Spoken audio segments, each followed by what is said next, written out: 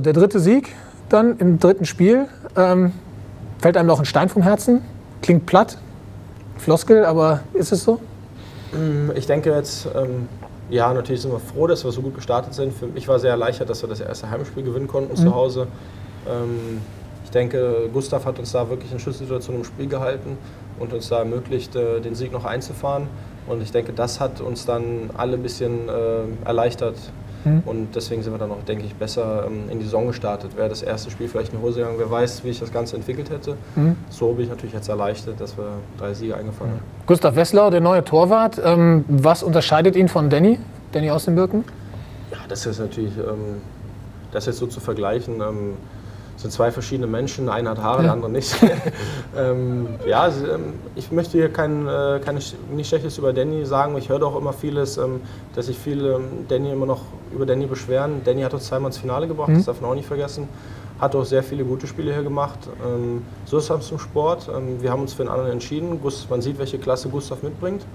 Und ich denke, wir sind sehr froh, dass Gustav hier ist. Er ist ein sehr ruhiger Typ und bisher kann man nicht Schlechtes sagen. Ja. Ihr habt auch natürlich viele erfahrene Spieler dabei, die schon NHL-Erfahrung haben richtig viele Spiele gemacht haben, auch in Nordamerika. Aber es gibt natürlich auch, was sich die Haie immer auf die Fahnen schreiben, die jungen deutschen Spieler.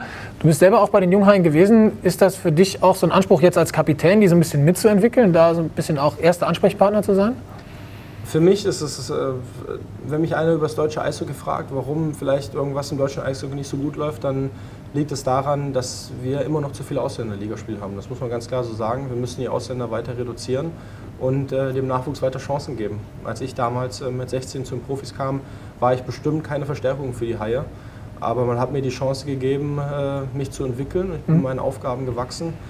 Und jetzt kann ich den Haien helfen und das muss der Weg sein, weil auch wir werden, die Generation jetzt von uns wird irgendwann mal aufhören und dann gilt es von unten wieder aufzufüllen und die Nachwuchsarbeit in Köln macht eine sehr gute Arbeit und das gilt es halt in jedem Verein zu etablieren in Deutschland, dass wir da kontinuierlich Jungs hochkriegen, die dann auch schnell den Anschluss im Profibereich finden, auch nur so wird die Nationalmannschaft besser. Ja. Und du bist mittlerweile auch Nationalspieler, Kapitän bei den Haien, wie siehst du deine Rolle in der Nationalmannschaft dieses Jahr?